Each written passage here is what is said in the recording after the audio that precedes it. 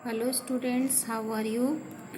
तो बच्चों, कल मैंने आपको यहाँ तक आधा चैप्टर मैंने आपको एक्सप्लेन कर दिया था। यहाँ तक मैंने इसमें शब्दों के बारे में तो बताया था कि तो उत्पत्ति के आधार पर शब्द के भेद बताए थे, जिसमें आपको तत्सम शब्द, तद्भव शब्द, देश शब्द, विदेशी शब्द, संकर शब्द, इसके बारे में बताया गया था।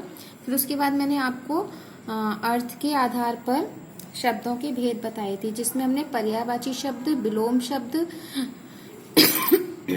और एकार्थी शब्द, अनेकार्थी शब्द पढ़े थे। और मैंने ये कुछ अनेकार्थी शब्द आपको नोटबुक में लिखने के लिए दिए थे। अब बच्चों, मैं आज आपको बताऊंगी अर्थ के आधार पर जो हमारा दूसरा भेद होता है शब्द का, यानी कि निरर्थक शब्द। निरर्थक का शब्द होता है बिना अर्थ के, जिसका कोई भी अर्थ ना हो। तो ऐसे शब्द जिनका कोई अर्थ नहीं होता परंतु बातचीत में हम उसको प्रयोग में लाते हैं, तो वो निरर्थक शब्द कहलाते हैं। जैसे कि हम शब्द युग्म बोलते हैं।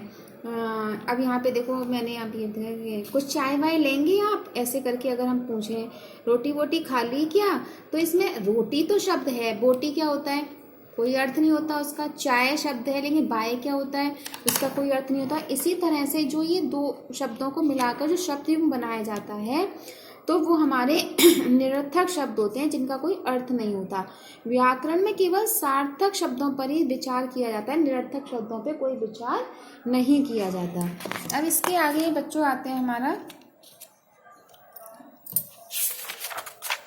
प्रयोग के आधार पर शब्द के भेद। प्रयोग के आधार पर शब्द के दो भेद होते हैं, एक तो विकारी शब्द और एक अविकारी शब्द। विकारी शब्द कहते हैं जिसमें विकार आ जाता है, यानी कि वाक्यों में प्रयोग करते समय जिन शब्दों के रूप में लिंग, कारक आदि के अनुसार परिवर्तन आ जाता है, उन्हें विकारी शब्द कहा जाता है। जैसे कि अगर हम लड़की के लिए यूज करेंगे तो ई की मात्रा लगती है, बालिका चलती है, बालक चलता है, तो ये इसमें विकार आ गया ना, लड़का पढ़ता है, लड़की पढ़ती है।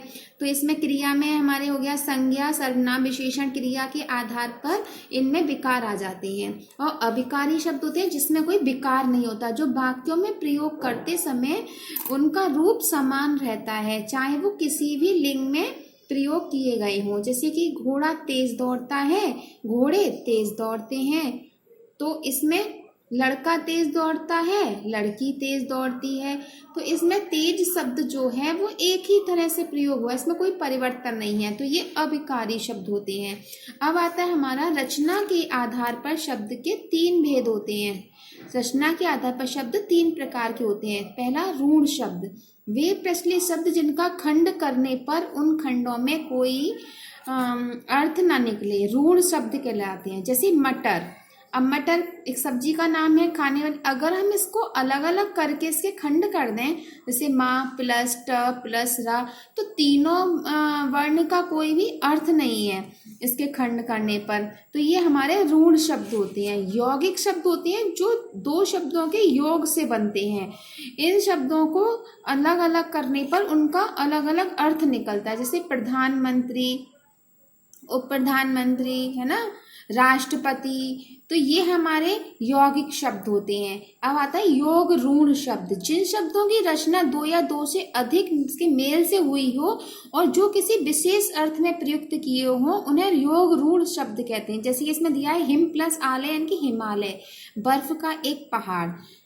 दशानन, 10 है आनंद जिसके, 10 सिर वाला रावण। तो इस तरीके से बच्चों ये हमारे शब्द के विभिन्न प्रकार हैं। तो अब आपको होमवर्क में बच्चों ये सारे जो चैप्टर है अच्छे से रीड करना है और आपको समझना है। तो आज के लिए बस इतना ही। कल फिर मिलेंगे नए वर्क के साथ। तब तक के लिए धन्यवाद।